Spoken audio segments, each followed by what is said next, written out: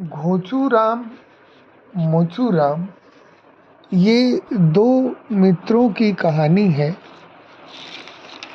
ये दोनों मित्र एक गांव में रहते थे। घोचूराम बहुत उस्ताद था, किंतु मोचूराम भी उससे कुछ कम नहीं। वह भी उस्तादों का उस्ताद था। एक दिन दोनों ने तय किया कि गांव से निकल पड़े और कहीं दूर जाकर नौकरी की जाए। दोनों नौकरी की तलाश में निकल पड़े। दोनों ने आपस में तय कर लिया कि एक ही जगह नौकरी करेंगे, इकट्ठे रहेंगे और जो मिलेगा उसे आधा आधा बांट लेंगे। शहर में आकर दोनों बहुत दिनों तक भटकते रहे, लेकिन ऐसी नौकरी ना मिली जहां दोनों एक साथ रह सकें। अंत में वे थके हारे एक बुढ़िया के पास पहुँचे और अपनी परेशानी का हाल सुनाया। बुढ़िया बोली, मेरे पास एक गाय है, उसके लिए मुझे 2 नौकरों की ज़रूरत है। तुम लोग चाहो तो मेरे पास नौकरी कर सकते हो। सुनकर दोनों बहुत प्रसन्न हुए और बुढ़िया के पास नौकरी करना स्वीकार कर लिया। बुढ़िया बोली, देखो, एक आदमी दिन की नौकरी करेगा और दूसरा रात की। दिन वाला जंगल में गाय को चराने ले जाएगा और रात वाले का काम यह है कि वह गाय के गोबर को नीचे नहीं गिरने देगा, साथ ही गोबर की सफाई भी करेगा। दोनों ने बुढ़िया की बात मान ली। घोचूराम ने दिन का काम संभाल लिया और रात भर ड्यूटी देने के लिए मोचूराम तैयार हो गया। शाम होते ही मोचूराम गौशाला के कमरे में घुस गया।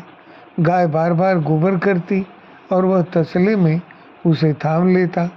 रात भर वह तसला लेकर गाय के पीछे पीछे घूमता रहा। नींद से उसकी आंखें मुदने लगी, किंतु डर था गाय जाने कब गोबर कर दे। वह सो न सका। प्रातः होने तक वह थक कर चूर हो गया। सुबह हुई। घोचूराम ने पूछा, कहो उस्ताद, रात कैसे कटी? मोचूराम बोला, उस्ताद जी, बड़ा मज़ा आया। मालूम न पड़ा कि मैं कहाँ हूँ और रात कहाँ निकल गई। अब घोचूराम की बारी थी। उसने गाय को ओरी से निकाला और छड़ी लेकर उसके पीछे हो लिया। देखते देखते गाय खेत खलिहानों को लांघती हुई दूर निकल गई। वह पल भर कहीं रुकती नहीं थी। रास्ते में खेतों को चरती हुई आगे ही बढ़ती जाती थी। घोचूराम उसके पीछे पीछे दौड़ता हुआ हाँफ गया। उसका पसीना छूट गया। रास्ते में लोगों का नुकसान होने के कारण कई जगह उसकी पिटाई भी हो गई। जगह जगह गालियाँ और धुतकार भी मिली। धूप में मीलों दूर निकल जाने के बाद एक नदी किनारे गाय रुक गई। उसने पानी पिया और घर लौटते हुए उसी तरफ भागने लगी। दिन आने जाने में निकल गया। शाम ढलने पर घोचूराम गाय के पीछे पीछे भागता हुआ थका हारा घर लौटा। शाम को मोचूराम ने कुशल क्षेम पूछी तो उसने बताया, गाय के साथ जंगल में जो मज़ा मिला उसका वर्णन नहीं हो सकता। गाय क्या, सही मायने में गौ माता है। बड़ी ही सुशील, शांत और सहज स्वभाव की है। यहाँ से सीधे नदी के तट पर पहुँची। वहाँ हरे घास का मैदान है। किनारे पर एक घने पत्तों वाला बरगद का पेड़ है। गाय वहीं घास चरती रही और मैं पेड़ के नीचे तानपुरा बनकर पड़ा रहा।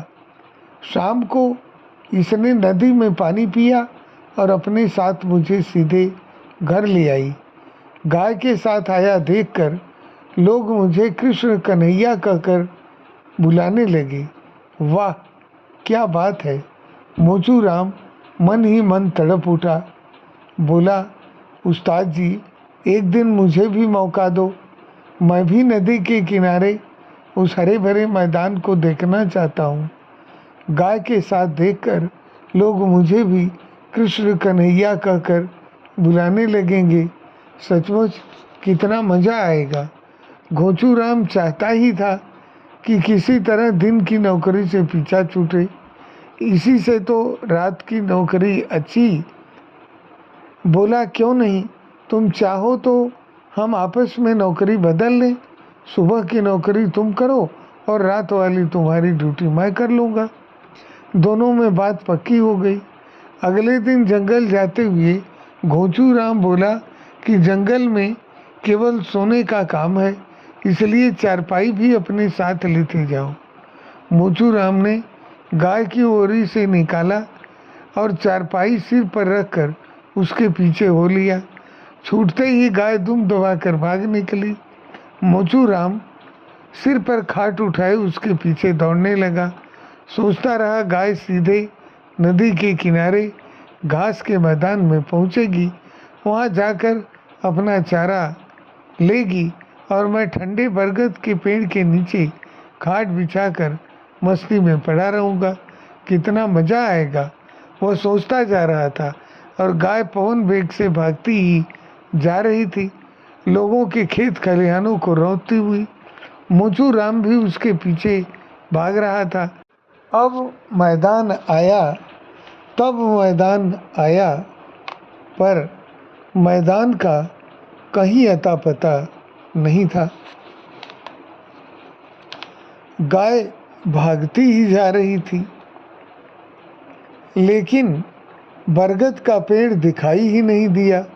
उबड़ खाबड़ जंगल और सूखी झाड़ियों के बीच गाय के पीछे पीछे भागते हुए मोचूराम बुरी तरह थक गया।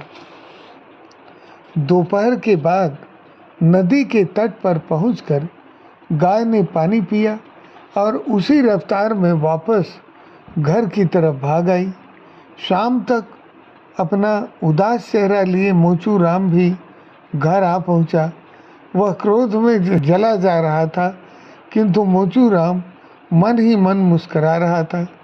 अगली सुबह रात की ड्यूटी देने के बाद घोंचूराम ओरी से निकला तो उसकी आंखें सूजी हुई थी, बदन थक कर चूर हो गया था। दोनों ने मिलकर सलाह की कि अगले ही दिन नौकरी छोड़कर भाग निकले।